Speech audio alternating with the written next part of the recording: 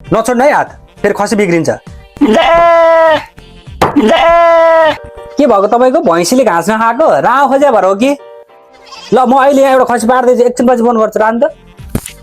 च्याप्प दुईटा खट अँट्याउनु त, च्याप्प दुईटा खट अँट्याउनु त। म ड्याङ ड्याङ दुईचोटि हान्छु।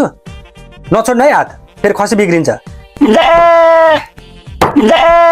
तपाईँको भैँसी उल्ट्यो, अहिले उल्टिन्छ सिजनै हो, भैँसीहरू 4-5 चोटि उल्टिन्छ। अहिले राव फेरि लाउनु न। त्यो पहिलेको राव अलि सानो भयो क्या, त्यो राव लोकल जात भने विकास जातको राव लाउनु त। फेरि उल्ट्यो भने फेरि भन्नु, म औषधि बोकेर आउँछु। ल तपाईँको भैँसीले मात्र होइन, आजकल सबै भैँसीले घाँस खानै मानिरहेको छैन। यो औषधि बिहान र बेलुका भैँसीलाई हल्लाएर खुवाइदिनु न है। घाँस पानी केही पनि खाएन। भैँसीलाई त बतासले हाने जस्तो छ, यो हुँदैन, तपाईँको औषधिले हुँदैन। गाँजा पिठोमा हालेर गाँजा खुवाइदिनु न। यहाँलाई मैले कतिचोटि भनिसकेँ, जो पाइदिएर डक्टर नदेखाउनु, आजकल राम्रो हुँदैन भनिसकेँ होइन त। भैँसीको रूपरङ्गै चेन्ज भएको छ। तपाईँको मात्र भैँसीले भाउ खोजे होइन, अहिले सबै गाउँभरिको भैँसीले भाउ खोजिरहेको छ। घाँसै खानु मानिरहेको छैन। यो औषधिले बिहान र बेलुका भैँसीलाई हल्लाएर खुवाइदिनु न। ठिक हुन्छ। यो भएन भने मलाई फोन गर्नु, म आउँछु है।